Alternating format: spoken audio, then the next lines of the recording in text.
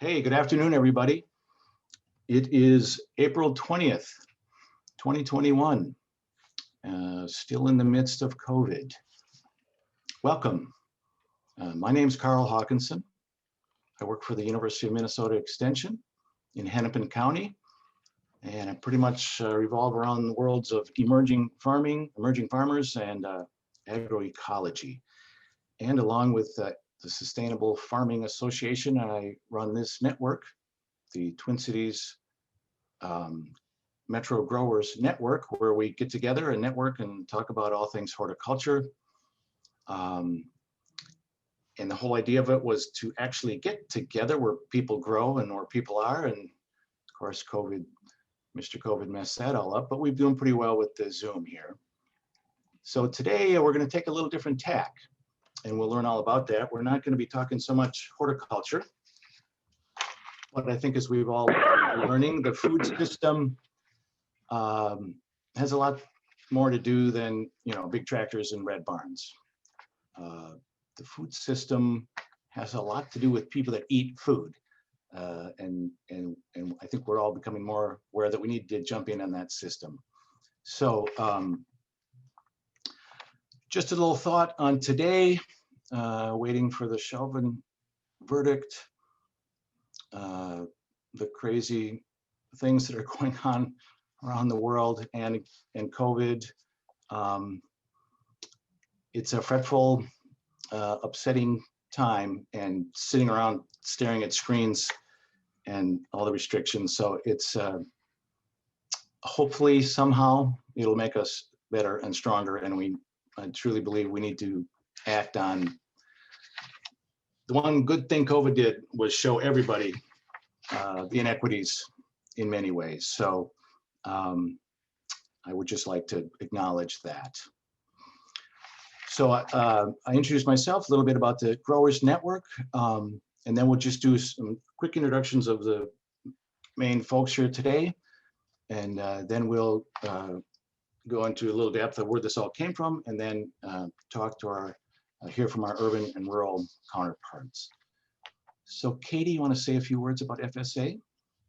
For sure. So I work with Sustainable Farming Association. My name's Katie. I'm the communications director there.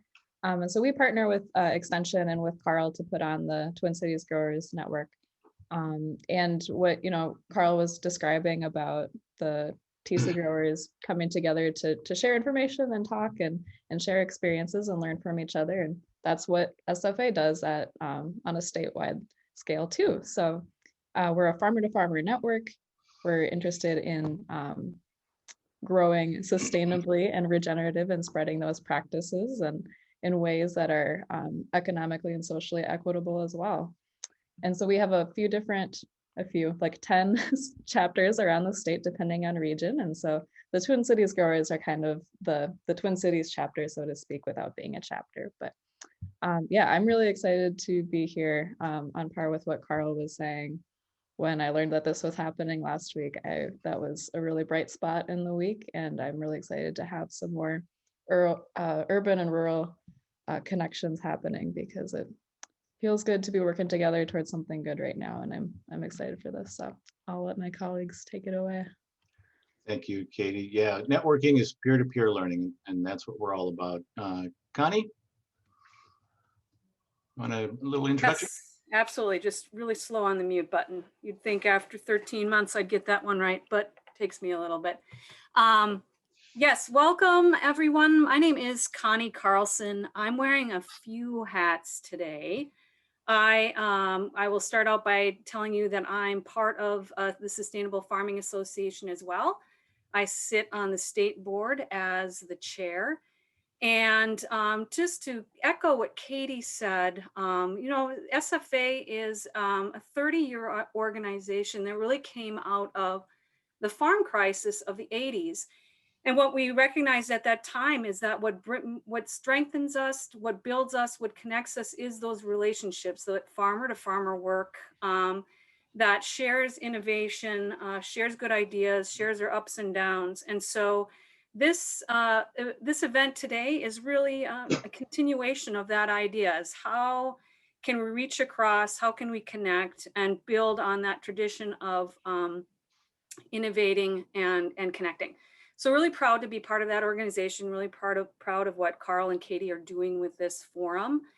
And then my other hat that I wear is I'm part of the Regional Sustainable Development Partnerships, which is a statewide extension program. Greg will share a little bit more with a couple snapshots of the work we do. But again, the work there is equally centered on how do we build these connections? How do we connect people with the resources that are being developed at the university and get it into the hands of the people on the call here and people in our communities? And so what we've built here with this forum and hopefully future forums, not only on Zoom, but cross our fingers, maybe we can be in person sometime this year to continue these conversations. But really what we're working towards here is how do we build these bridges and connect and share good information. So thanks again for your time today. And I think, Carl, if you don't mind, I'll pass it on to my colleague, Greg. Go ahead. Hi, everybody. I'm Greg Swazer. I'm with the Regional Sustainable Development Partnerships. And Carl, just real quick here, am I the last one to introduce myself? Or are we going to go to Appetite for Change and Prairie Drifter? Or to just do Well, that? yeah, Or, just for a brief intro. We'll hear more Okay. from everybody later, but just so people know who's who. so I won't go into my whole little diatribe just yet, but I'm Greg Swazer, Regional Sustainable Development Partnerships.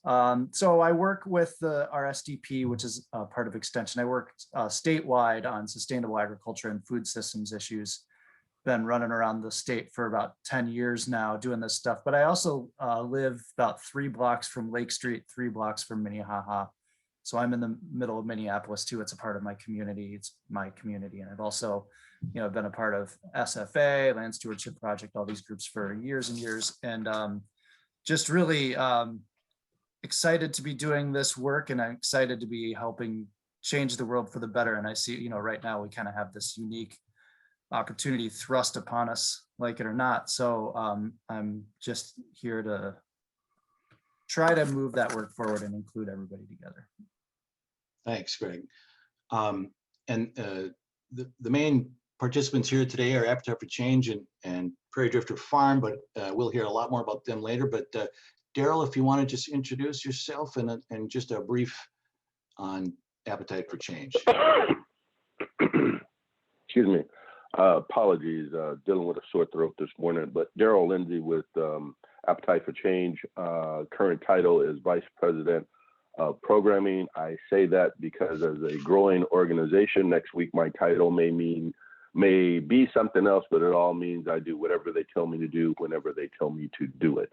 Appetite for Change is a community-based not-for-profit located in North Minneapolis, using food as a tool for health, wealth, and social change. Got started officially back in 2012, and what they decided to do, as opposed to reaching out to government and agencies beyond North Minneapolis to try to come in and solve some of the problem, they decided to go directly to the community, ask the community what they saw as the problem and what they thought might be done to correct that. So it's a leading from behind model where we are doing cooking workshops, we are providing job training for youth and some adults. We operate 2 cafes, one in St. Paul, one in North Minneapolis, called Breaking Bread Cafe and Catering. And we do quite a bit of urban agriculture. So happy to be here, and we'll talk a little bit more about what we do here shortly. Excellent, thank you. Daryl, I figure as long as they don't call me late for lunch, I'm good to go. And Nick and Joan from Prairie Drifter Farm, you just want to welcome you as well. I'm Nick Olson. And Joan Olson. We are co-owners of Prairie Drifter Farm in Litchfield, Minnesota, which is an organic diversified CSA vegetable farm. And we'll tell you more about that later when we talk. Yeah, nice to be here. Thanks for hosting. Yeah, this is great. Thanks, everybody. So we have this urban-rural divide that we hear about. And I think it's very real, and I think it's also imagined. It's what we make it. I've spent many, many years in rural Wisconsin working with dairy farmers and everybody else out there. in the 70s and 80s and 90s. And it just feels different now.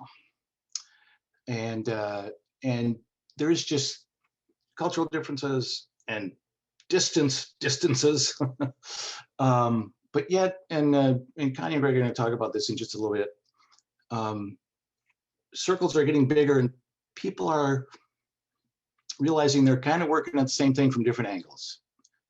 Ecological sustainability and equity and diversity and inclusion.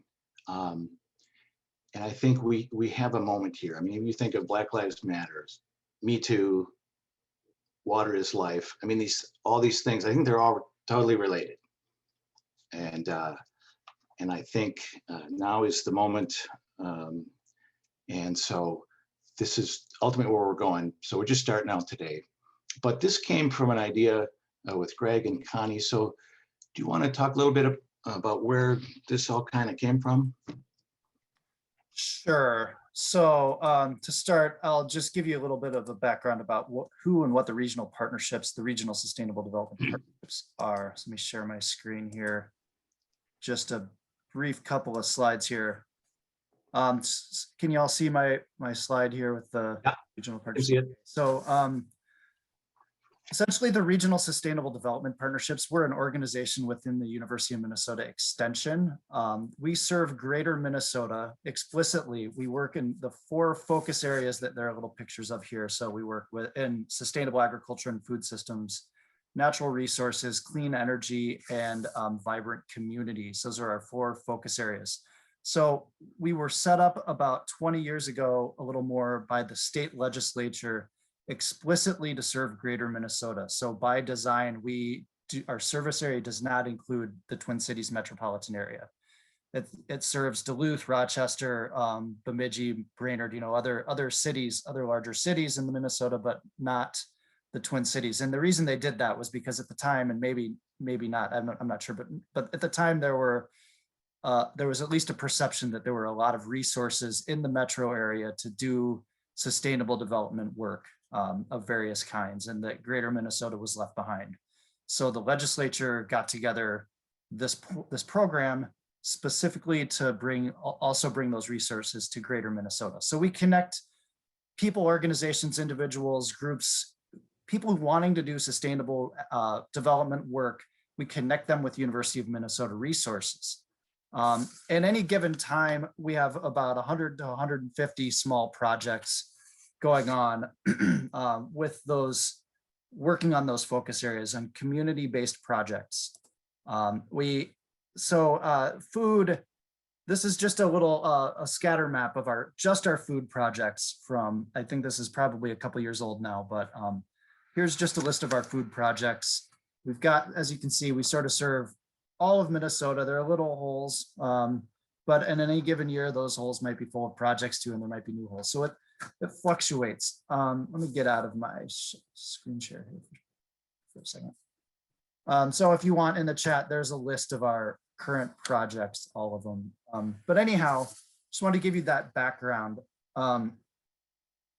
So although we only work outside of the metro, some of our staff, myself included, we live in the Twin Cities. Not all of us, but a lot of us do live in the Twin Cities. Some of us live in the Twin Cities. We've noticed that sustainable agriculture and food justice issues transcend these urban and rural lines.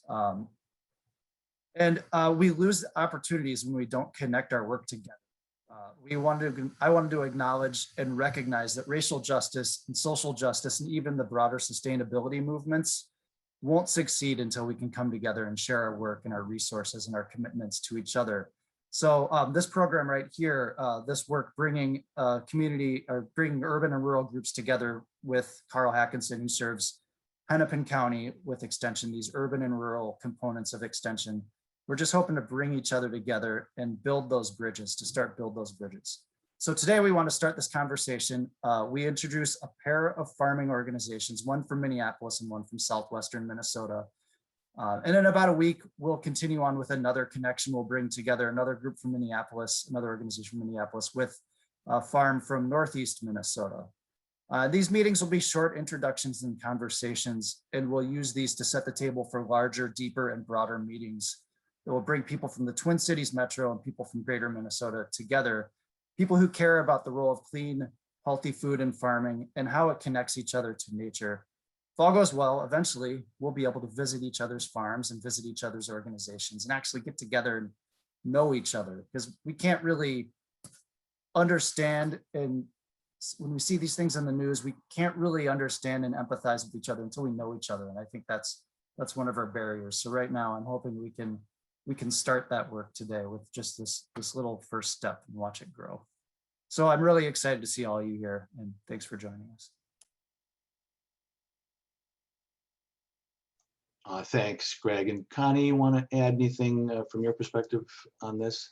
I'll just say that I think Greg teed it up really well. And I love the fact that he emphasizes getting to know each other so that we can look each other in the eye and eventually maybe even shake each other's hands and share some of this, what we're working on.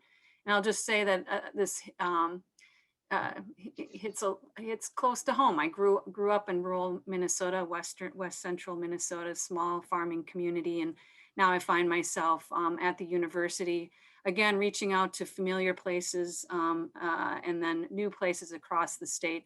And so to be able to bring this work across Minnesota in partnership with everyone here on this call is really exciting. So thanks for sharing your time with us today, and let's really see where this conversation can take us. Thanks, Connie. And for those that don't know, Connie's parents were pioneer sustainable Aggies in the state and country. Carmen Fernholz, you might recognize that name. Well, before we hear more in depth from Appetite for Change and Prairie Drifter about commonalities and their goals and missions, I just want to acknowledge Tom Peterson, our Commissioner of Ag. Those that don't know Tom, he's been a great progressive there at MDA, and they've got the Emerging Farmer Working Group and getting loans out to emerging farmers. And it does make a difference who run these agencies. We hear so much about poo-pooing the government, you know, and I'm like, hey, it's your government. Get in there. So welcome, Tom. Good to see you. Thanks, Carl, and excited to listen here during my lunch hour, and I'm just here to listen. So glad to. Thank you. Good to see you. All right. Well, back to you then, Daryl. If you could elaborate then on Appetite for Change, what it's all about, some of your projects, and what you might see as some of the sustainability, social justice issues going on between urban and rural.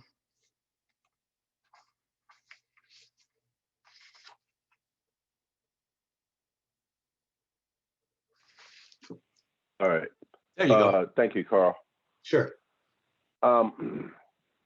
So first, by way of a bit of background, again, Daryl Lindsay with Appetite for Change. My family history is from rural Alabama, where both my mother's family and my father's family both had rural farms, all right, and not so much for production, but much more as part of the economic makeup of the family. The farm helped to pay the bills. They grew vegetables and raised chickens and bartered with neighbors for other things that they might need. So for me, I've had a lifetime of growing food. At the age of roughly 5 years old, my family moved from rural Alabama to Los Angeles, California, and believe it or not, my parents grew vegetables in the backyard there in California, and that's how I learned to grow, because Dad refused to buy a tiller. He said he had two boys, and those two boys were his tiller and his labor.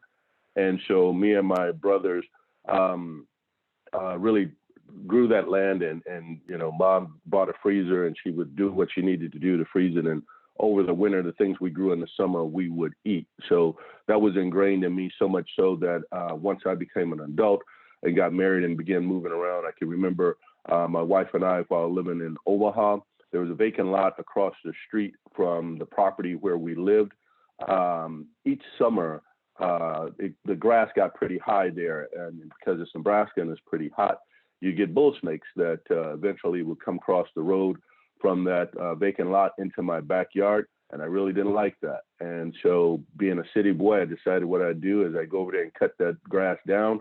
And I decided it's a waste of time just to keep cutting grass. So I dug it up and I planted a vegetable garden. And with that vegetable garden, I was able to share with many of the neighbors around there, and my wife and I ate well, and I got rid of the bull snake. So it was a matter of necessity, but able to use skills that I had learned as a child to do some things.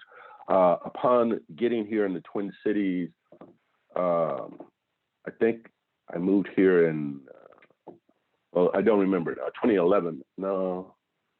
Oh, I'm sorry, 1996. The employment brought me to the Twin Cities in 1996. One of the things I came across right away, I moved to the north side and stayed for roughly 18 months. I commuted between here and Omaha. During that time, what frustrated me was I couldn't find some of the vegetables that I like to eat on the north side or in the greater Twin Cities. And so I decided, well, shucks, that's not a problem. I'll grow them. And again, Twin Cities at that time had quite a few vacant lots, and I was able to talk to a few people, and they donated a vacant lot to me for growing purposes. I made a deal with a neighbor to get water, and again, I began growing the mustard and turnip greens that I so desired for my own eating purposes. I would use a couple of young kids that I knew from church to help me with that, which taught them a little bit about growing, and community members who would see what was going on would often ask could they have some, and they would give a donation that went right to these young men. So it taught them a little bit about entrepreneurship. So before there was such a thing called urban ag, there was a guy by the name of Daryl growing food in urban areas, not knowing that it would become a movement at some point in time that was, in some people's minds, sexy, and we needed to go and talk to our local government about doing more of it. In any event, if we fast forward, back in 2012 and 2013, members of Appetite for Change approached me and let me know what they were doing as a fledgling nonprofit on the north side. I have a history of starting entrepreneurial ventures, and I have ran several fairly large nonprofits here in the Twin Cities area. I began contracting with them, and they told me that they were doing some work starting a garden, which was right up my sleeve there. And I began working with them on developing their garden spaces and helping them to grow food. We also saw at Appetite for Change that the community at large had a desire to know how to grow their own food. Excuse me. It was really funny to me that community members who might eat fresh produce in the home could not recognize that fresh produce unless it was labeled and on the shelf in the grocery store. So if it was growing in a field and I walked you into the field, they had no idea what they were looking at, you know, and that just blew me away. It's like, you eat this, how do you not know what it looks like? But what we've come to find out is so many folks do not recognize what fresh produce is because they have, I don't want to say handicapped, but that's the only word that comes to mind, is that if it's not labeled in a store and looks pristine, they don't believe it to be edible. All right. And so we've had to overcome a number of challenges there with folks understanding that. So what we did here in 2014 and 2015 at Appetite for Change, we were able to get some grant funds so that we could begin developing local urban growers and helping them understand the need for controlling their own food landscape. Over that period of time, Appetite for Change was able to train roughly 15 community growers, teach them how to grow, help them acquire vacant lots in the community so as they could grow. Much of the food that was grown during that time was aggregated and sold at our farmers market on Friday afternoons. We also were able to put together small contracts for those growers to work with other agencies here in the city, whether that be a restaurant, a small market. I know at one point in time, we put together a contract with Get Me Pickles for some of our growers to grow the pickles for Get Me. It was my personal opinion that was going to be much more challenging than the folks understood and they didn't think so. They saw dollar signs at the end of it and jumped headlong into it.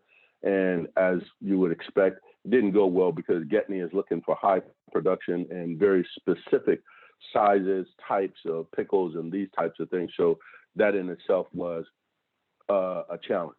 However, over the years, we have been able at AFC to get more community members excited about growing food in very small portions, you know, on their property, in their backyard, excuse me, on the deck, wherever you might call it.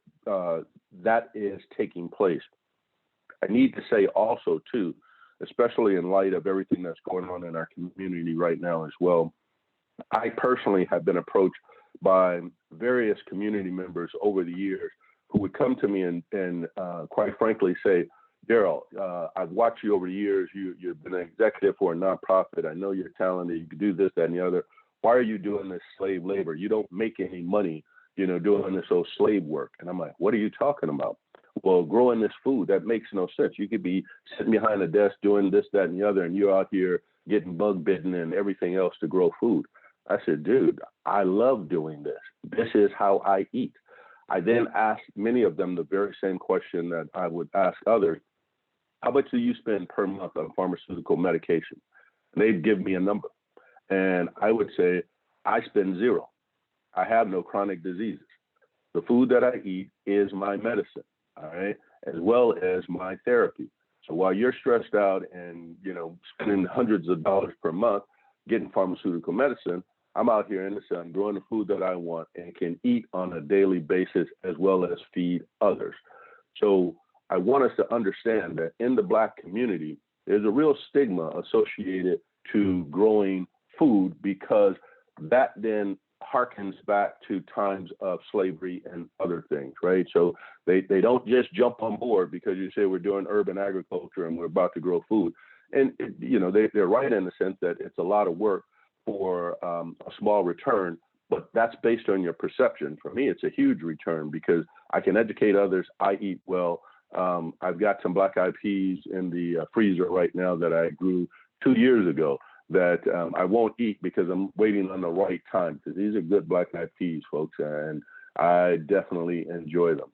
But in any event, Appetite for Change has really been working hard to help the community understand what it means to grow and eat fresh and local produce. An example of that would be when we started growing locally here, really at a production level for the community for our farmers market back in 2014 and 2015, we put together a partnership with the North Point Health and Wellness, where we did what's called Veggie RX. So with families that had certain chronic health disparities, they would be able to get up to $42 per week for their family to use at the farmers market to get fresh and local.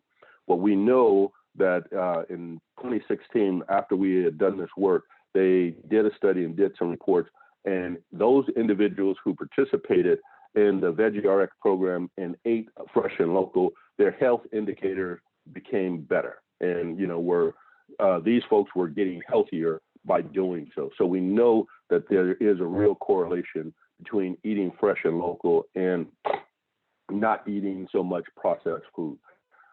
With that in mind, there was a lull there, I would say, between 2017 and 2019 or thereabouts, as far as community members who were engaging in growing food. Much of that was due to the fact that people didn't have time. The folks we had trained, they understood they can grow food and get a few dollars for it, but they didn't see the real return on investment that many of them were looking for. They were really looking to stopping working and, you know, becoming a grower. And, you know, I would often tell them, you're not going to be able to do that by growing urban because there's not enough space to grow enough food, because many of the contracts they would get, the folks would be looking for on a weekly basis. I need 15 cases of this and 6 cases of that and things of this nature, and they just don't have those production levels.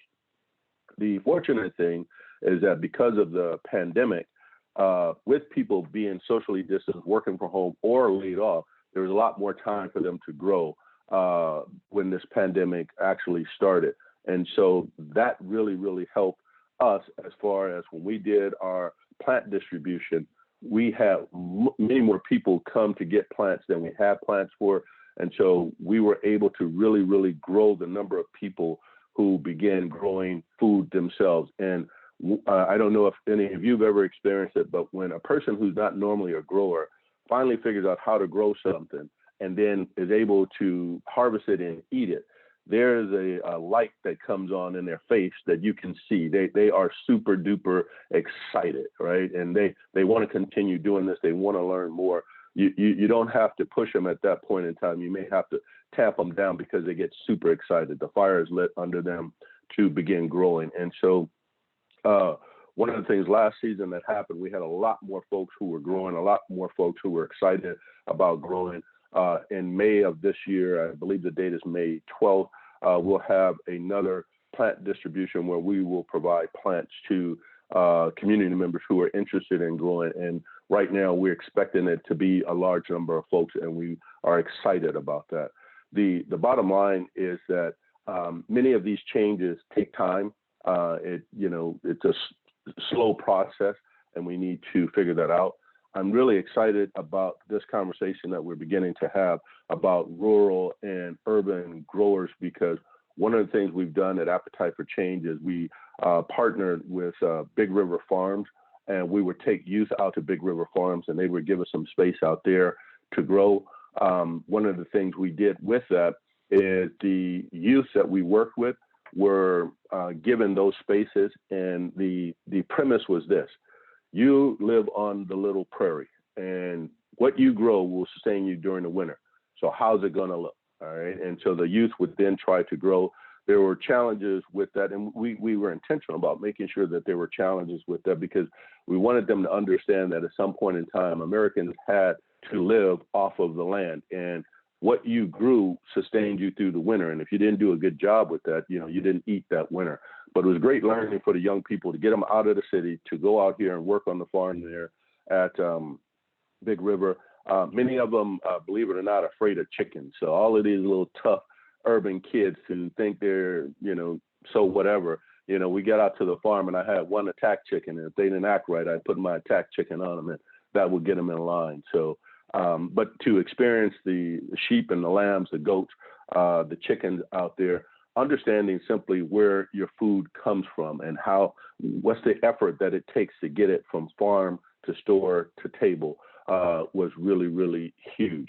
I do believe that as we continue trying to put all of this together, that there is definitely a need, I'll say, for both the folks in the urban areas and the rural areas to figure out how to make that happen.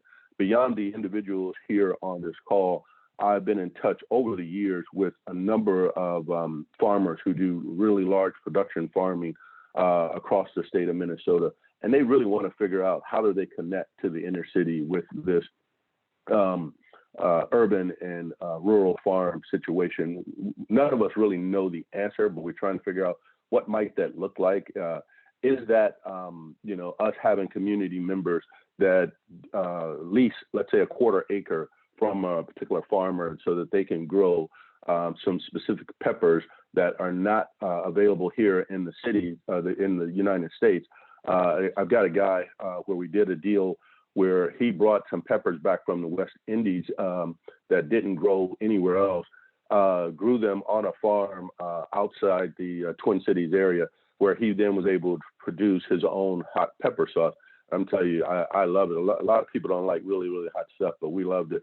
And it really worked, because of he didn't have enough money to go out and buy a whole farm, and there's not enough urban space to grow at the level that he needed the peppers. But because of that collaboration, it worked. It worked for the rural grower. It worked for the urban guy.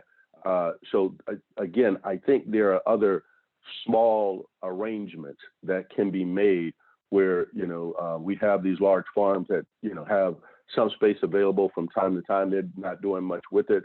Someone else can come in and on a very small level develop something that, makes sense and will make business sense. Because at the end of the day, while for me, I simply want to grow food that I can eat and maybe share with others, folks' time is worth money. And so they may not be at an economic status that I am, where I can do this more as a hobby.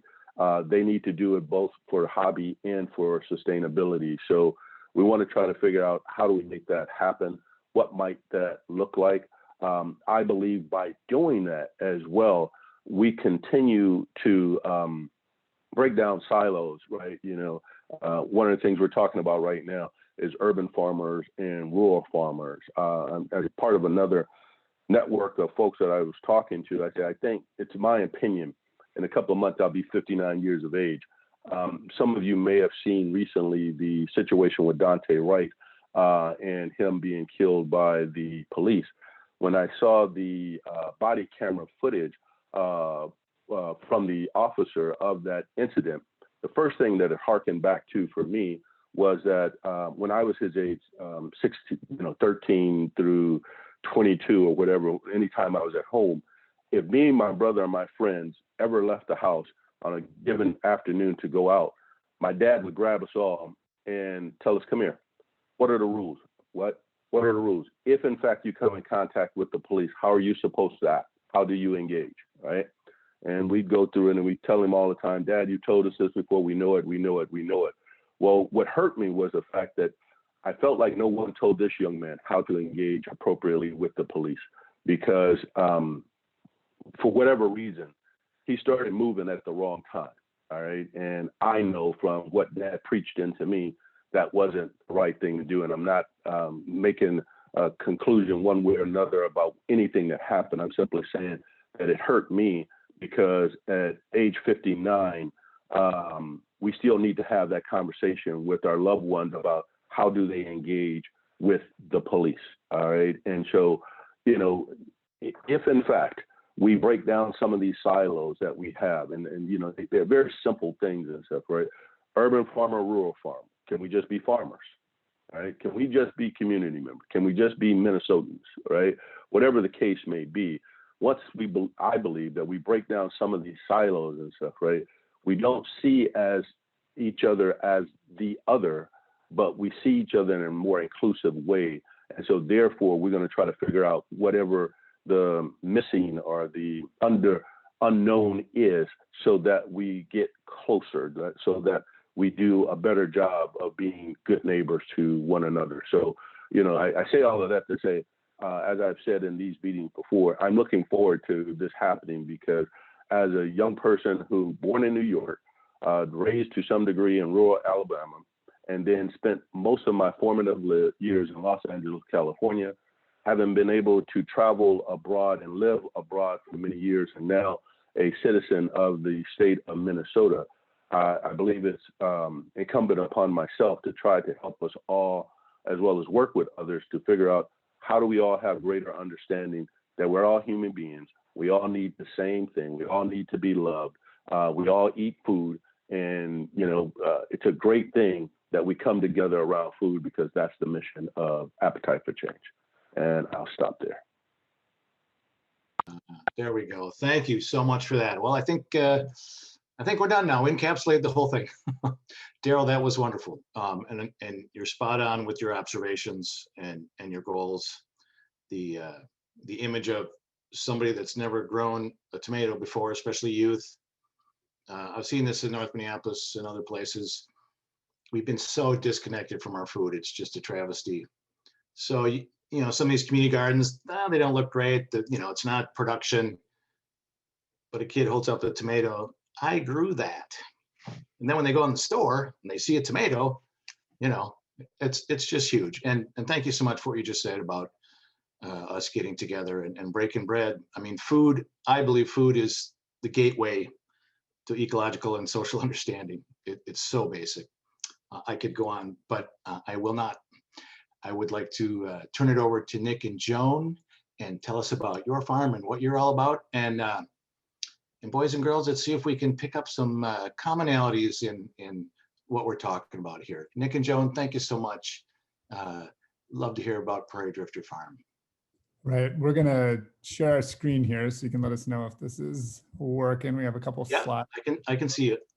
Cool. Well, again, thank you for putting this together. Daryl, I just want to say thank you for your words. I think you nailed it on the head as far as like food being kind of this bridge to bring us all together. And some of the themes that you lifted up are exactly what Joan and I have been striving to do as farmers and community members as well. And that's, growing healthy food, making community connections, education, all of those pieces. So there was just so much that resonated with what you shared, with what we're doing out here in our rural space as well. And I do just want to acknowledge, I've been talking to a lot of friends in the Twin Cities, and Daryl, you lifted this up.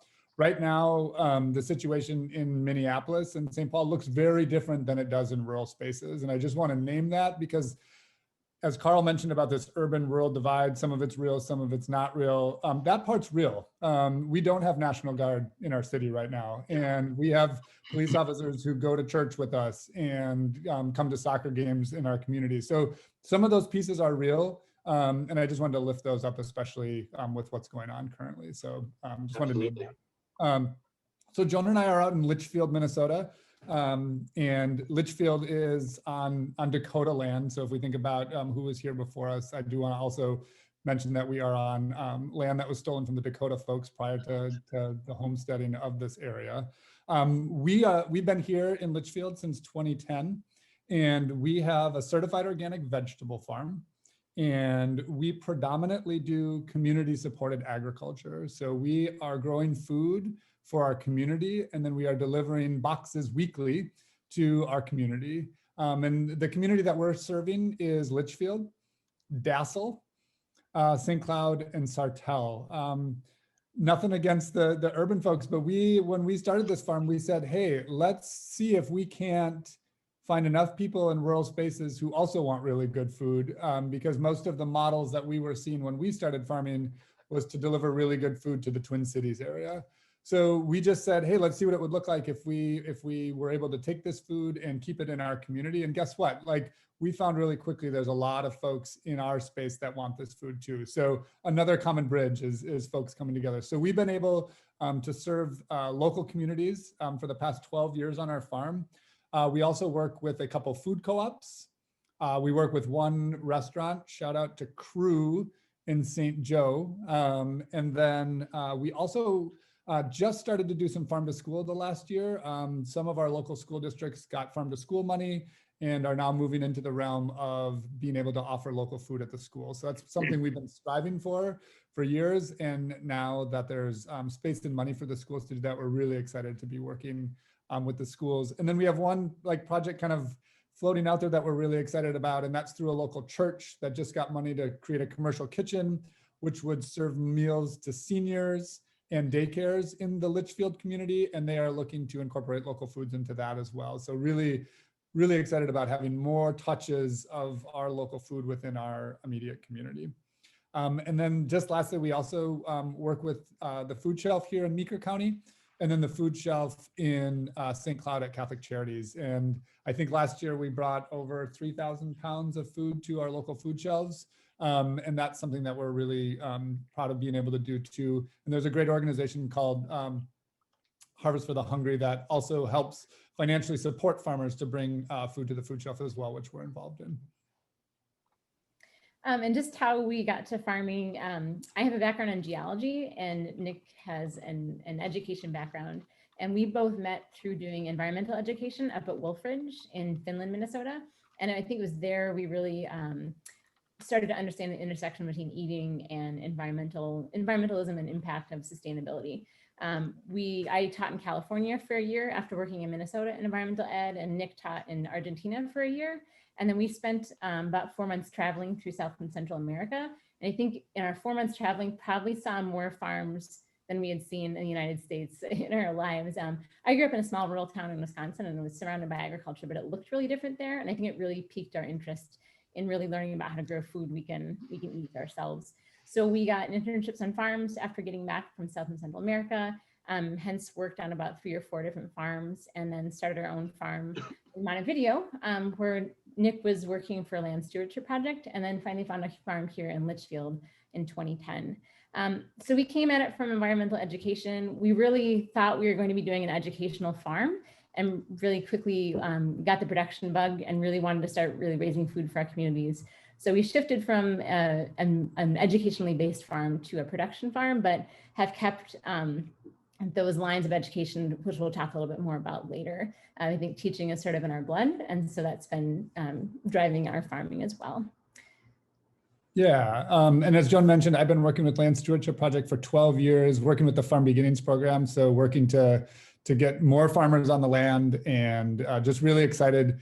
Joan and I get really excited about what it could look like in Meeker County if there were more small farms growing food for our community. It just seems like not only is it a way to bring people together on a social level, but there's such an economic opportunity for some of our rural communities that have been hit really hard by economic hardships, that local foods could be a way to just really transform both the social and economic dynamic in our rural spaces.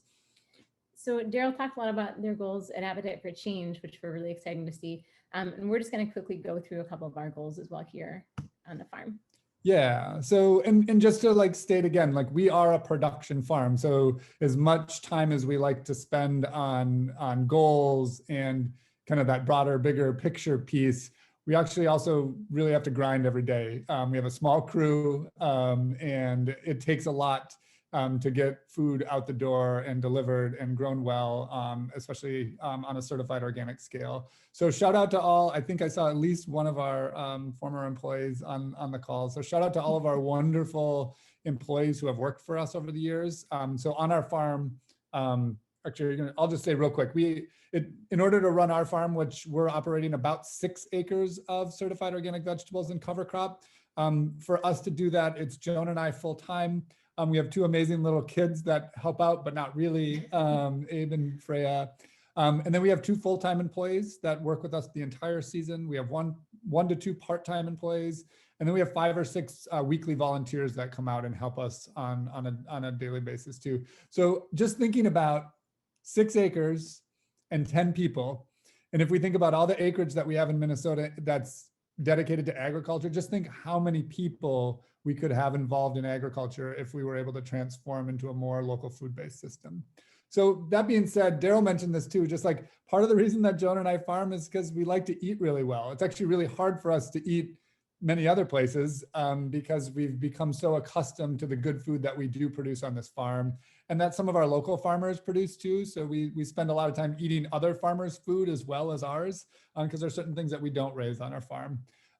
But food is just really, really important to us. It's important for us to grow really good food for ourselves, but also for our community. Daryl mentioned this too, but in rural communities, some communities don't even have grocery stores, and some that do have grocery stores don't have a lot of fresh produce either. Some do, but some don't. So to be able to take food, we hear from a lot of share members like, I can't get beets anywhere. I can't buy beets at the grocery store. So to be able to just like provide some food that's actually not even available in our community is really important to us. And then it's just like, what we have found, similar to what Daryl mentioned, is we've had a lot of share members over the time come to us with chronic health issues, and they've just said like diet has really transformed their health, but then also their broader view on what it means to be part of a community and a part of a community of eaters. So we eat really well in our home. We like to share food with other folks, not only in like a raw form like this, but pre-COVID times, lots of potlucks, lots of gatherings with neighbors and local farms. So again, that top picture, so we send out a 3/4 bushel box each week, and we send 160 boxes off the farm each week. And this picture up in the corner is just an example of what a box probably looked like in mid-September. That'd be right? That'd be our autumn share. Okay. It's a little heftier. A little heftier, but like, so we're sending out a significant amount of vegetables weekly to the folks in our community. So one of our other big goals in the farm is treating this land well, that we have the joy to be able to steward for the time that we're here. And so right when we got to the farm, we established a relationship with our National Resources and Conservation Service office. And we have a lot of healthy habitat established on the farm. We also have a connection with the Xerxes Society, which is a nonprofit that is helping with the conservation of invertebrates. So with Xerxes and through NRCS and some EQIP grants, we've had the ability to transform some of the landscape here that was in continuous corn into beneficial habitat. So we have a lot of native grasses and forbs planted. one to benefit pollinators, like you can see the honeybee there on the left, but also beneficial insects like the soldier beetles on the upper right that help us with pest control. So habitat has really been important to us because we recognize we can't continue to ask the soil and the land on this farm to keep producing all this great food if we aren't giving back to the land itself. So we do spend a lot of time on habitat around the farm and really working with soil health as well. Thanks, Joan. Daryl, when you were speaking, this really resonated with us. These community connections are huge for us. So Joan and I have no desire to be a wholesale vegetable farm growing pickles for Getney or anybody else and sending them away on a semi each day. Like that wouldn't fulfill our need as a human being. We really want to be connected to not only the land, but also the people. So when we think about our community, I think the dynamic of community has grown a lot. So, you know, we have a community of CSA share members, we have the community of Litchfield that we live in, we have the community of people who work and volunteer on our farm, and then we have the community of the local sustainable farmers in our neighborhood.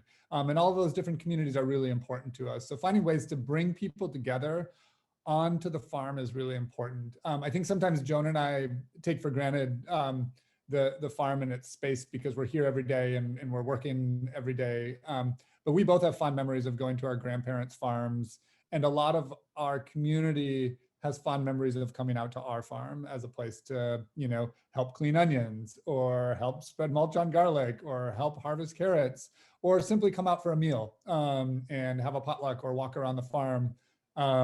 Just that connection of people to the land, I think, is so important for us to really make these transformational changes that we all want to see.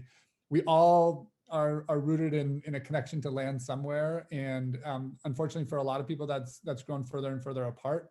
So we look at our farm as an opportunity to let folks make those connections. We also really make connections with some local entities like the schools I mentioned, also the food shelves, and just trying to be active members in our community that can provide, you know, resources for growing within our community. Joan has been working with a one vegetable, one community opportunity where our community grows a different vegetable each year and kind of celebrates around that. So again, just looking for ways to be connected to folks in our multiple communities. And then we just wanted to wrap up with education. We are very indebted to the farms that we worked on and with about how much we've learned about agriculture. We didn't grow up on farms, so we didn't have that experience. We were one generation removed from that. And so we have felt, and we are continuing to be indebted to people who continue to mentor us as farmers. So we really feel like that's an important piece on our farm. And we use our farm as a palette for education. Since we aren't in the classroom teaching right now, we do have the ability to educate through the farm and educate together and with. So we do hire a couple of employees each year, like we talked about, and we do try to spend a lot of time with education with them. Obviously, we're working all day, Monday through Friday on the farm to raise vegetables. We want this to be a place for when employees leave the farm, if they so choose, they can go on to work in agriculture as they see fit. And currently, from our past employees, we have about 6 or 8 past employees who have either started their own farms or have been in collaboration with other people on farms or are now working for another farm organization or are in food in some way. So that is a source of pride, not just for us, but also for all the people who allowed us to get to this space. And so we really want to share that. And I just highlighting a few things. The one in the middle on the bottom here, her name is Shreyan. She, when we were working with Earthrise Farm in Madison, Minnesota, our first year managing that farm, we were contacted by IATP. They were looking for a farm to place a woman from China, who is Shreyan, to learn about CSA farming. And she came and spent the season with us, and we taught her all about CSAs and what we knew at the time, and we know so much more now. But she ended up going back to China and starting the first CSA in China.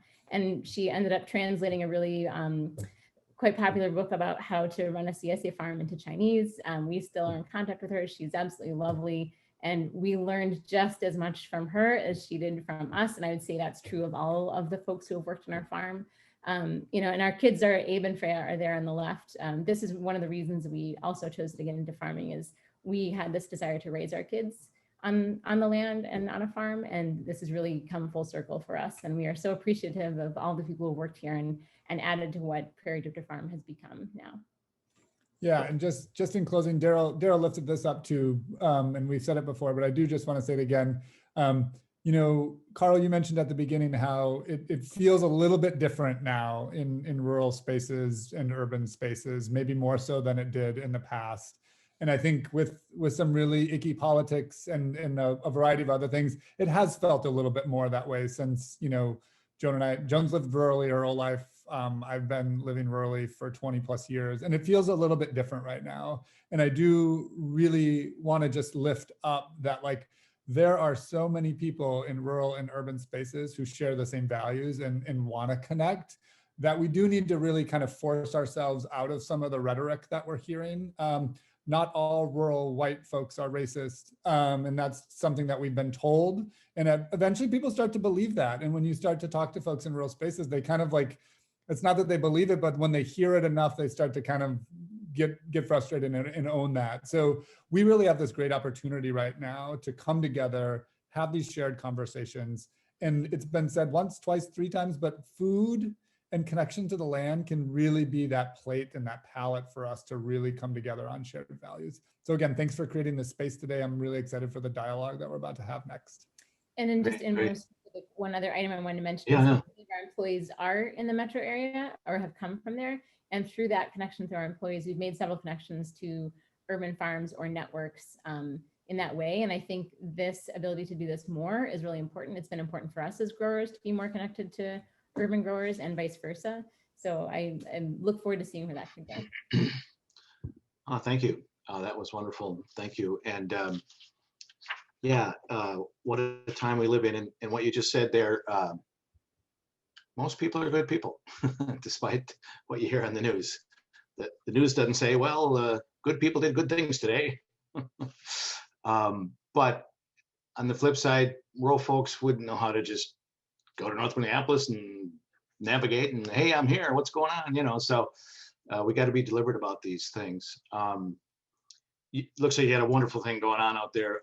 When I started working on farms in the 70s, and I started looking for organic farms right away. Well, there wasn't this whole, it was just starting. There wasn't people like you growing fruits and veggies. It was just, you know, the tractor red barn thing, but there was small family farms. It has so much changed. I drive through where I used to go in Wisconsin, and most of the farms are gone. And there was farm, you know. That's another story for another day. But maybe, you know, the diversity thing, I'll post a little thing I put together at some point, but we need so much more diversity of crops, diversity of farmers, rebuild these small farms, connect people to each other in the land. That's my favorite Aldo Leopold thought. He said that there's only two things that interest him, and that is a relationship to the land and a relationship to each other. So we're going to have to do a lot of rebuilding. I think this extractive, exploitive, mega capitalism, I call it colonialism 2.0, and we're all kind of live amongst it and have to deal with it. But thank you so much. So I think you all picked up on the commonalities. That was going to be my question. So we'll skip that in the interest of time. And I wanted to ask, what can be gained from an effort such as this? What are the challenges and what are the benefits? So, and we want to kind of end up with, where do we go from here? What are our next steps? But Daryl and or Nick and Joan, I think you've touched on what can be gained. So you can touch on that, but also what are some of the challenges and what are some of the benefits and opportunities? So just if we could pull that out a little more. I know you mentioned some of that, but again, we're going to end up hopefully getting on buses and actually meeting people and hanging out and getting to know each other, which was mentioned, which is so important. It's really hard to hate somebody when you're sharing a meal and you're talking about your kid's basketball game and things that you have in common or whatever. But what are some of the challenges and what are some of the benefits going forward as this develops? And whoever wants to jump in there. Daryl, maybe you have some thoughts there. Sure, thank you. So the first challenge that comes to my mind is distance. There's quite a bit of distance between are rural farms in our urban community. So we first got to figure out how do we bridge the distance. That being the first thing. The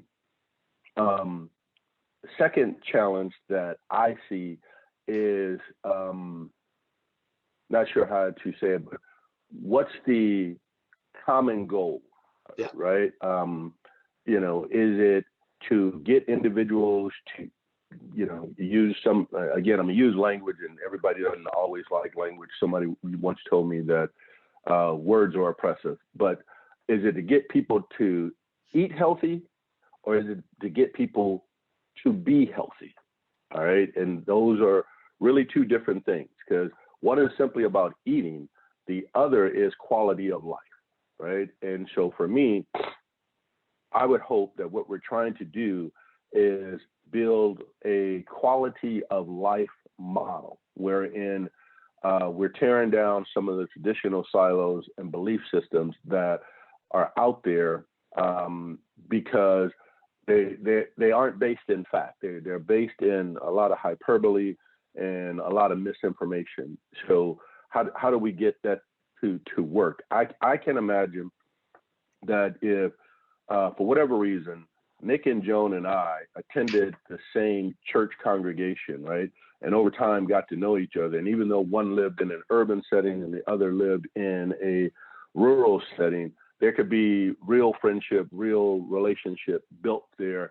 And we find a lot of commonality. But, you know, until we can find a way to break down the distance, get folks together in some meaningful manner, we don't begin to build that quality of life that we're missing. As I looked at the pictures of what was going on at their farm, at the they were sitting at the table there sharing a meal, and I'm thinking, you know, with my wife being in the Air Force, over the years we've traveled, and so many times there were potlucks, right?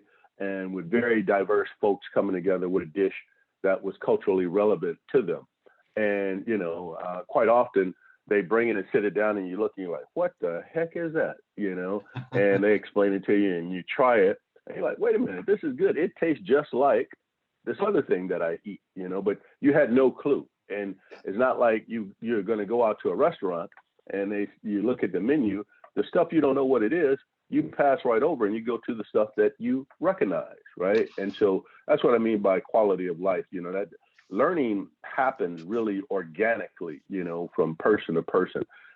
If we can figure out ways that we can simply bring diverse individuals together, I think things take off from there, because again, I saw their children there in some of the pictures, right?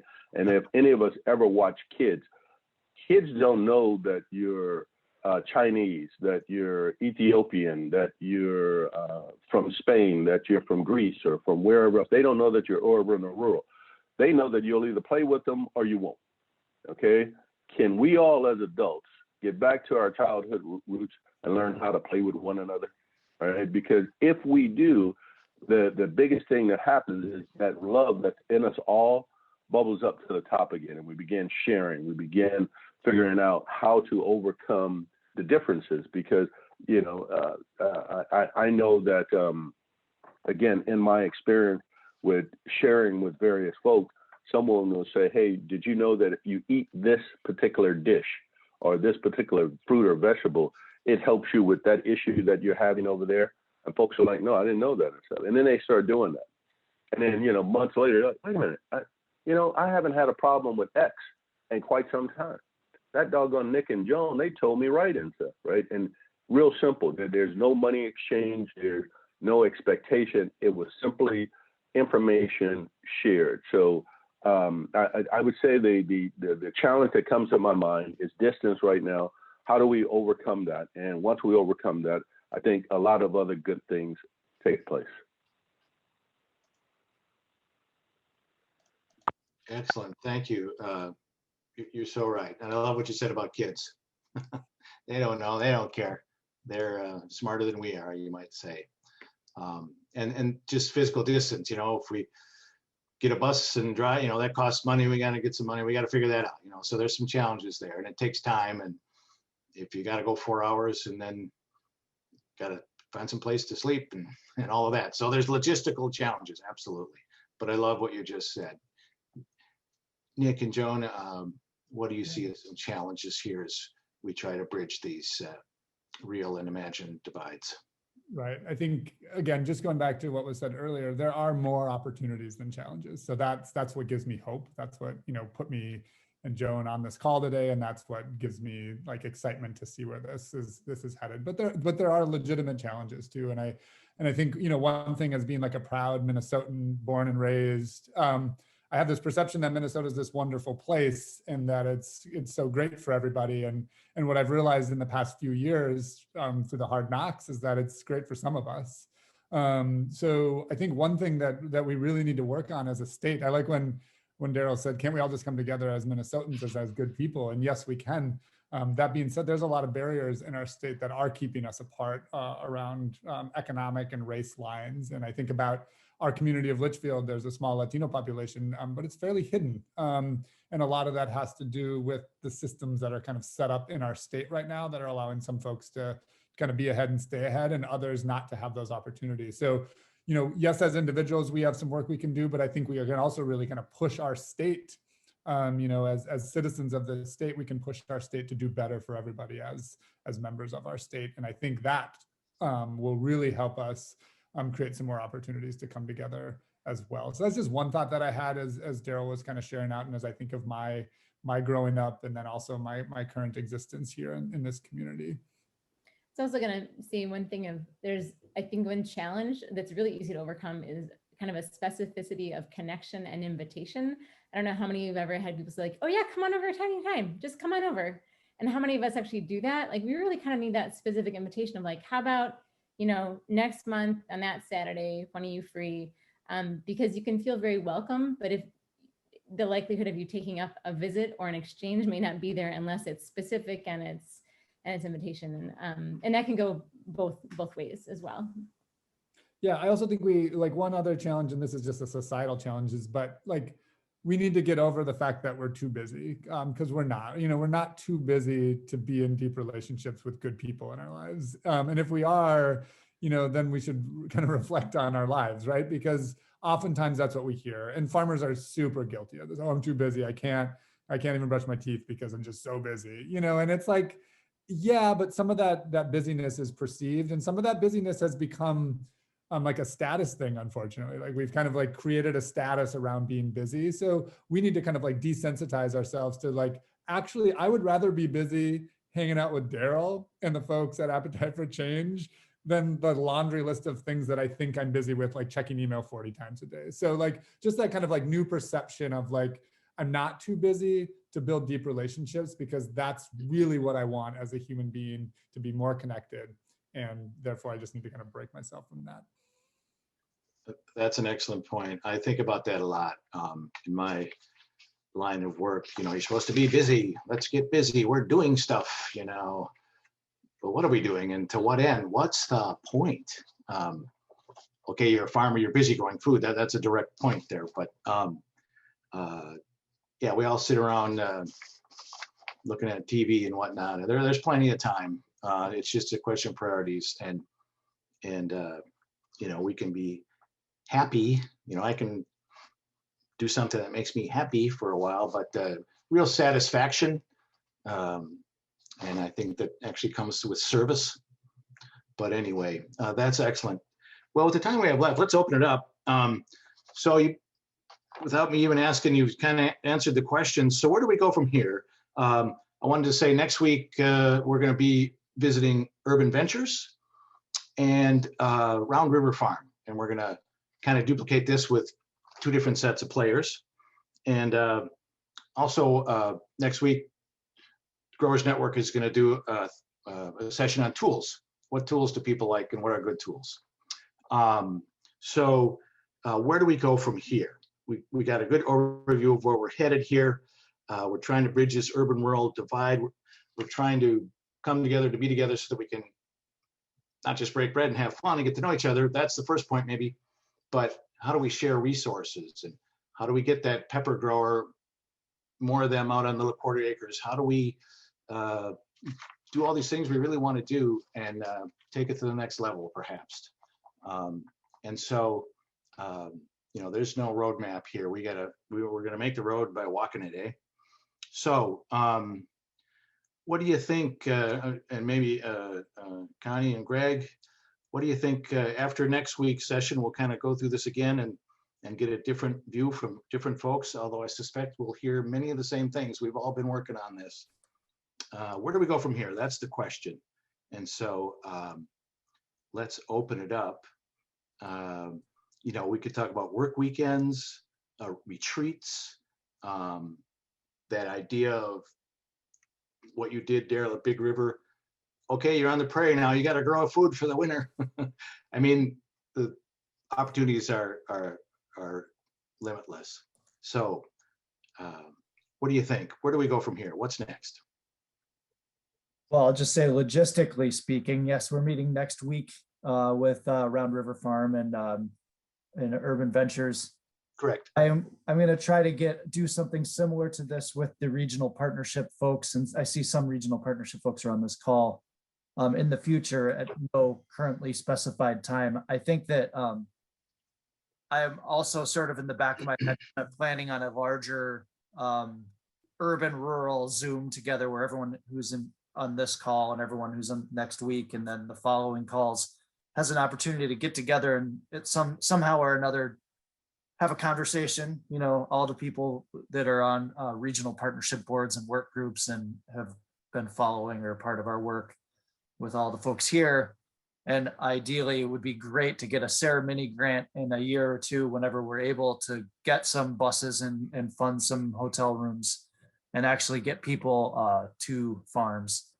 Those are the things that have been in my mind of things that I feel like I know how to and I can actually do those things.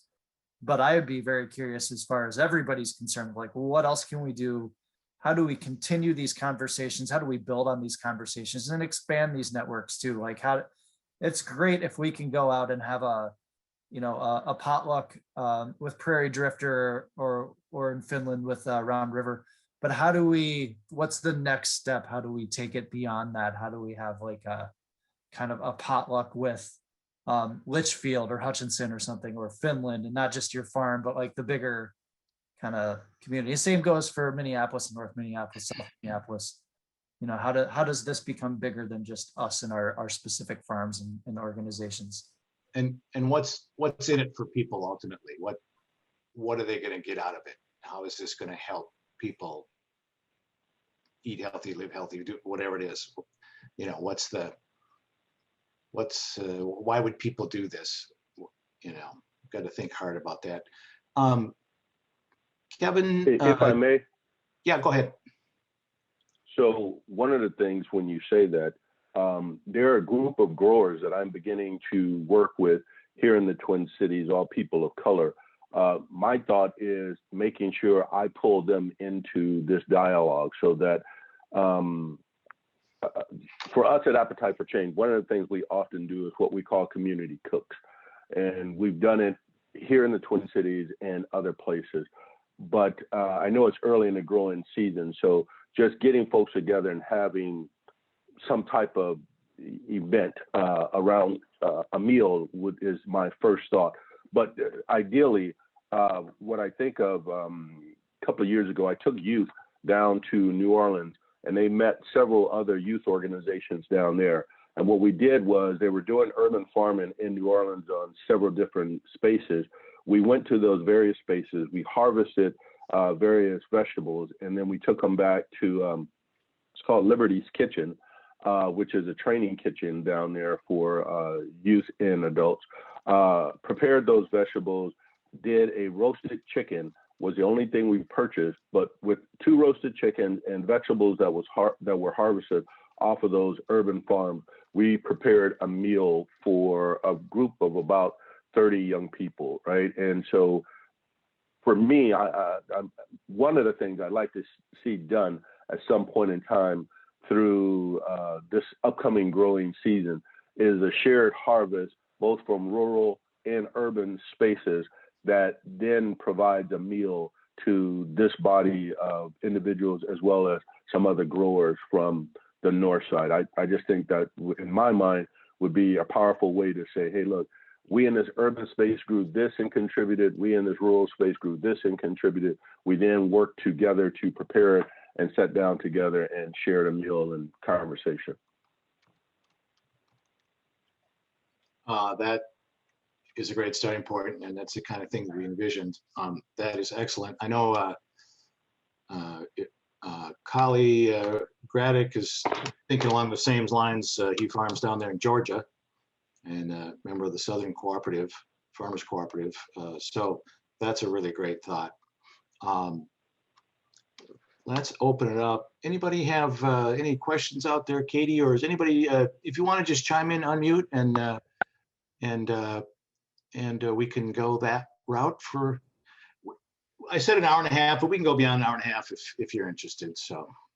We did have a question in the chat about how to participate next. And so I believe we have everybody's emails from this meeting, right, Carl? Yeah, I emailed Kevin. So Great, yeah. you all are going to be added onto the Growers Network email list. Yeah, and you'll get an email about the upcoming meetings and the recording to today's meeting too that you can refer back to or share with others for sure. I'll post a link, I think, to the TC Growers website too. You can keep an eye on there, but email will probably be more convenient for everybody. I see Catherine, raise your hand. Catherine, go ahead. Thank you. Thank you. I appreciate the discussions. And it was mentioned in the beginning, and I'm not going to get my terminology correct, but that the partnerships were designed to not include the Twin Cities. And this pattern is true in a bunch of institutions and organizations we have in the state. For example, I work primarily in the forest sector. You know, these conversations are relevant, you know, for many rural-based and urban-based sectors. In the forest sector, we have the Minnesota Forest Resources Council. And again, it's designed with these 5 state regions. It does not include the Twin Cities. We've talked about adding a Twin Cities region so that we can really serve and incorporate the leadership around urban forestry and urban wood utilization that we have in the Twin Cities. So, but that hasn't happened. The council's only talked about it, mainly me throwing grenades at meetings to suggest it. So my question though is, I mean, I think there's a list of institutions in the state that are designed with these divisive lenses, and we need to structurally change those lenses and create space for these conversations. So I don't know if people, you know, if there's a way forward there, but I just would share that. And I would echo and say that this group here is a result of long conversations, because SFA is the same way. All the chapters have been in greater Minnesota, and a few people who sit on the board, Jason Walker and Carl and others, have long said, no, we need to figure out a space for the urban growers to be part of this conversation. So Carl's platform here is an example of how that has been built into SFA. And I think Katie and Carl's work has really proven that it's working and doing good things.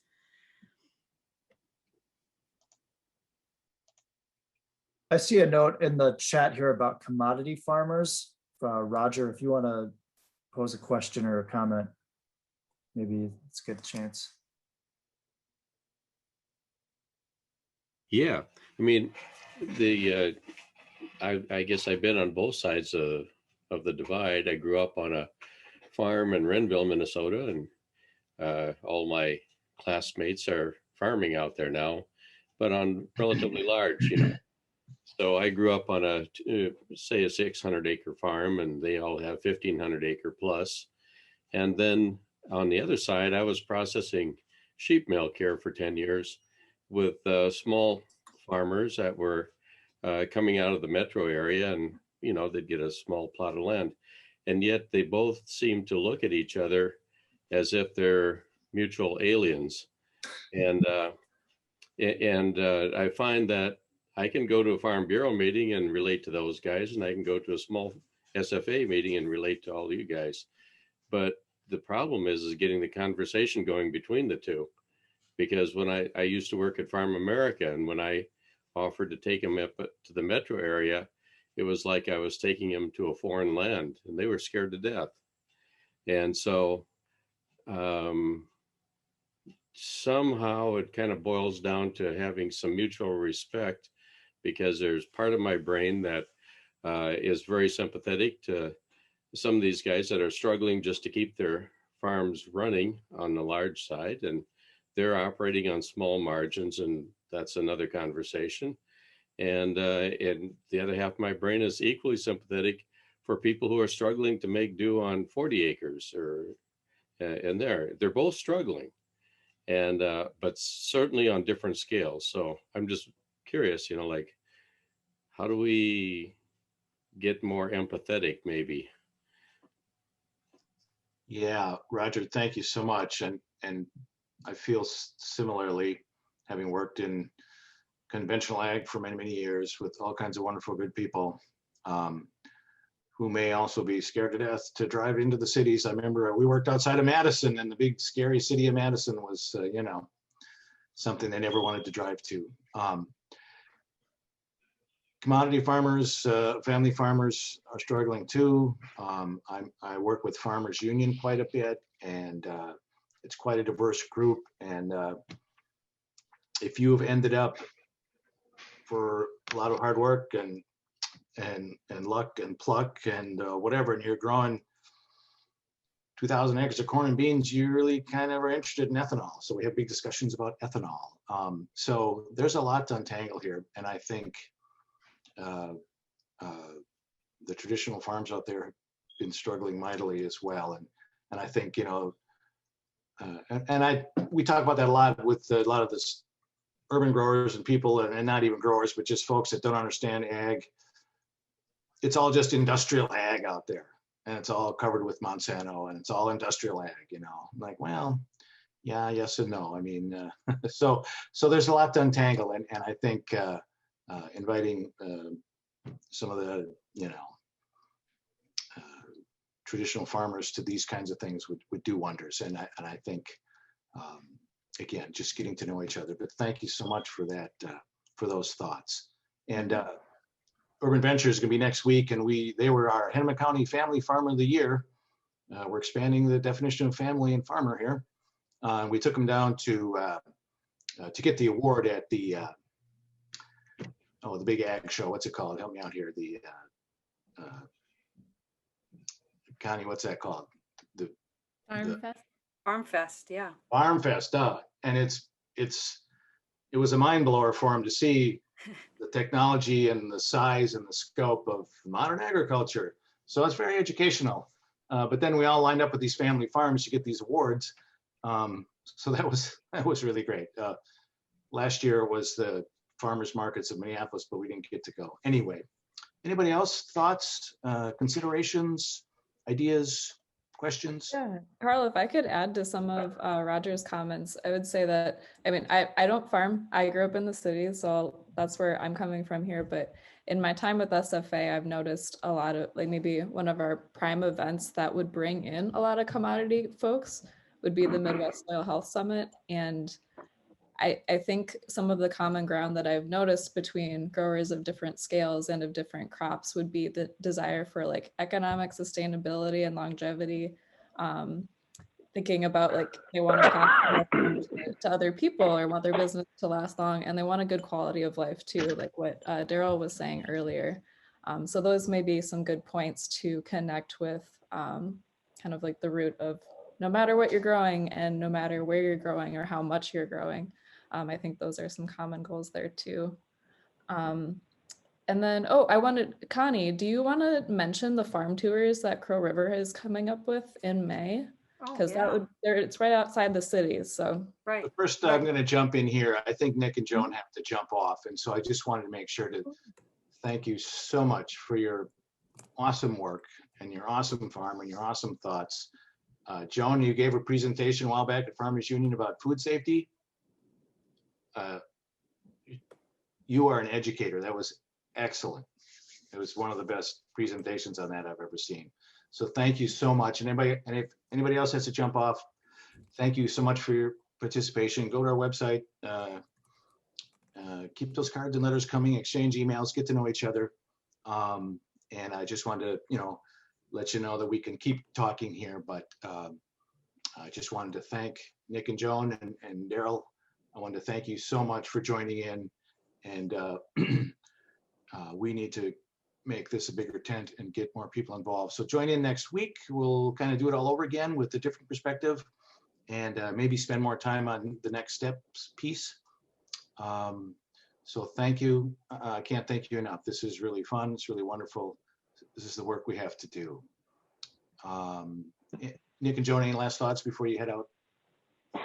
Just a big thank you to all of you. Daryl, thank you it's nice to be on screen with you and just sharing those pieces. And thank you to everyone who organized and attended. And I can say we both look forward to next steps and being more connected.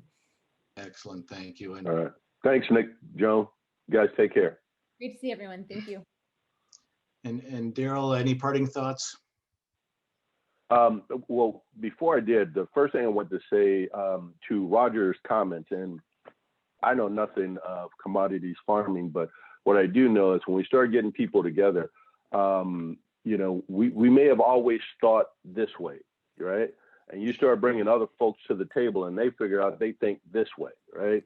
So with what he's talking about with that large commodities farming, there may be something else somebody wants to do with the product that he's growing that he's not even aware of just yet. And so by getting us all together, breaking down those silos and stuff, there may be another revenue stream. There may be another way of doing some work with those commodities that he's growing that he hadn't thought of before. And so I'm excited to be part of what brings us all together, because I'm sure we can learn from one another. So I just believe that it's more leading from behind as opposed to, trying to get others that are beyond us to make the decision. So if we bring more people together, I think we can figure all of this out. So I really do appreciate what he said. I hadn't thought of it before, but I'm eager to try to help problem solve through that.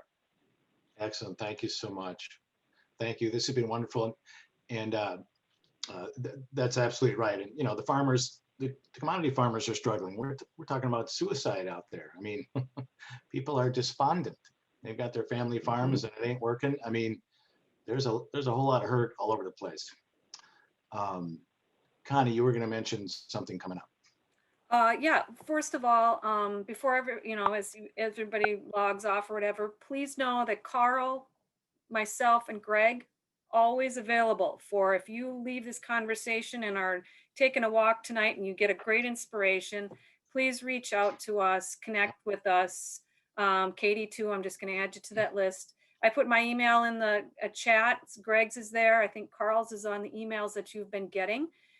So one, important aspect of all of this is continuing that conversation. It doesn't have to be over Zoom.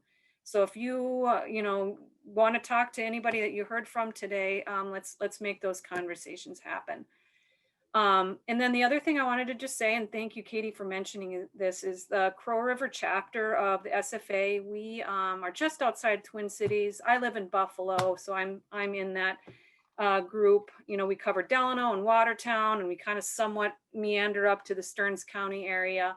So we cover sort of a weird, squishy boundaries. But we have 3 field days coming up in May. And we'll put the link in the chat again for more information on it. But we're going to be featuring Living Song Farm, which is Jerry Ford. He's famous for his garlic. He runs the Garlic Fest every year. Beautiful farm out in Howard Lake. That's on Saturday, May 22nd at 10 o'clock. And then after his farm, attendees will drive over to Sarah Lindblom's farm. She's just up the road from me, Buffalo Rockford, and she's a produce farmer who's been heavily involved in soil health work in small scale vegetable farming. So that's May 22nd, Saturday, May 22nd. The week before that, and I don't think this is posted yet, but we're going to be doing that. The Veterans Farm in Montrose is going to be hosting a elderberry field day. And that's going to bring growers together, from growers and interested in industry, you know, who are interested in elderberries, which is a perennial crop. They're going to be building a processing hub at that farm in Montrose. And so that's another opportunity to see what's going on in food. It's, you know, all of this is somewhere around 45 minutes to an hour out west of Twin Cities. So if that seems convenient for you, love to see you at any of these events. And again, that elderberry one is on May 15th, starts around 8:30 in the morning, and you'll walk around the farm and learn more about elderberries. So if any of that is interesting to you and you want more information, feel free to email me as well, carl5114@umn.edu. It's in the chat. And those were live events? Yep. Yeah. Yeah, and because Just they're checking. live, be sure to pre-register. All of the tours need you to register ahead of time per SFA's COVID plan, and make sure we keep it safe. So, yep. I see Jim. Jim, you got your hand raised. Jim, what's up? I just want to throw one idea out for Daryl, and that's there's another network group under SFA called the Crow Wing River Basin Forage Council, and we're part of a group that has a fall harvest dinner that connects lakeshore people with our rural farmers, our upstream farmers and ranchers. I think it'd be really interesting if we could connect with urban farmers in that group and effort somehow too. We work on making connections there. We brought up a Gulf Coast fisherman to talk about the impacts of water quality to their industry in the Gulf Coast. So that might be an opportunity that we could network on. I also just want to throw out this idea as a solution, and I've been pushing this for quite a while now, but I think we need a farm corps along the lines of the Civilian Conservation Corps that grew out of that very tumultuous era of drought and war. And I think we're at a time where we can make some huge changes in agriculture. Those commodity farmers that Roger's talking about, they're really looking for change, especially the younger ones, the ones, 50 and under. They're looking for change. I can say 50 is younger. This idea of taking young people and training them on farming practices like adaptive grazing and different things like that, and putting them to work on rural farms and helping these farmers in transition to building soil health practices and regenerative farming. We know that once farmers switch and they make that transition over a 5-year period, they don't go back to farming the way they used to. They don't go back to corn and beans. There's a ton of work to be done in our rural landscapes, and I don't know. That's my biggest solution, is some kind of a grazing corps. I don't know what it looks like, or farming corps.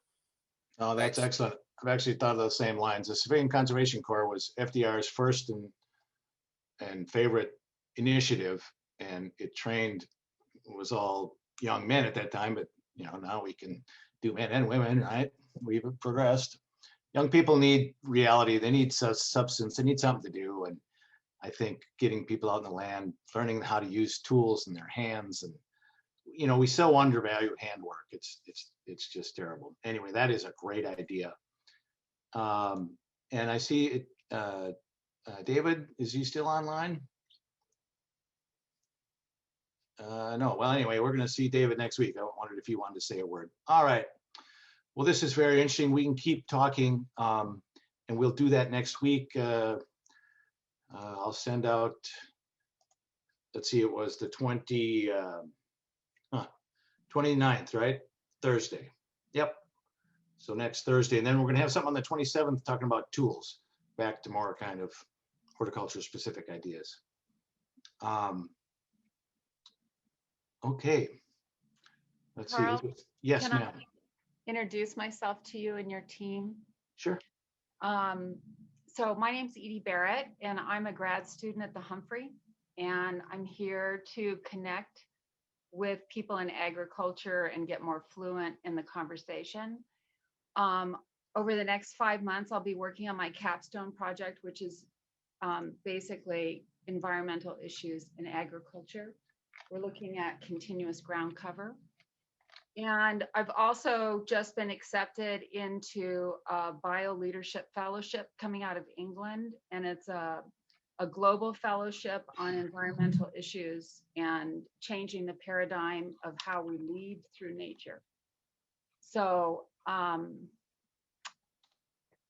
just wanted to say hi, and Okay. I will try to tap in when I can, but I really appreciated the speakers, and I am living in West Central Minnesota. I moved back to Minnesota after living in Santa Barbara for 26 years. I'm 5th generation Minnesotan. But what I will say about Minnesota is, even as far as the West Coast, people really pay attention to what Minnesota is doing. I mean, we are innovative thinkers with industry, 3M, medicine, agriculture, education. And I do think that Minnesota is in a position to lead social and environmental change and be listened to. So thank And you. we're going to lead it. And everybody here is going to lead it. Thank you, Edie. Thanks for introducing yourself, and thanks for that. All right. Well, any other thoughts or comments from the floor? Hey, I wanted to, hey, colleague Raddick, how are you doing? He's down there. I think he's been ruminating about, and we've talked about Georgia, Minnesota. Maybe we can grow, get stuff from Georgia, from small family farms in Minnesota in the winter when we, everything's frozen. So there's some. Can you hear me, Carl? Oh yeah. Hey, Collie, how you doing? Hey, not too bad. I've got rural Georgia. Is not great, and so yes, I'm here, but it's great to see this conversation. Great. Yeah, you're breaking up there a little bit. I've worked in rural Minnesota or greater Minnesota. Okay. Well, yeah. Hello, everybody. Yeah. That's good. Thank you. Breaking up a little bit, but we had talked about, and I think you may be working on some kind of exchange. Because, for example, it's like I mentioned, they can grow a lot of things down there we can't grow here, and especially in times of year. So there's something there. Anyway, well, I think that's good for now. I want to thank one and all, and especially our main guests, Appetite for Change, and Daryl. Thank you so much for those wonderful words. Very inspiring. Right on, nail on the head. And Nick and Joan had to go, but I think you can clearly see this commonalities, and I think we all know it and feel it, and how to build those bridges. That's what we're going to work on. So Connie and Greg and Katie and all the rest of you, thank you so much. And we will see you next week. All right. Bye-bye. Thank you. Thanks, everyone. Take care now. Thanks. Take care of yourself. Thank you.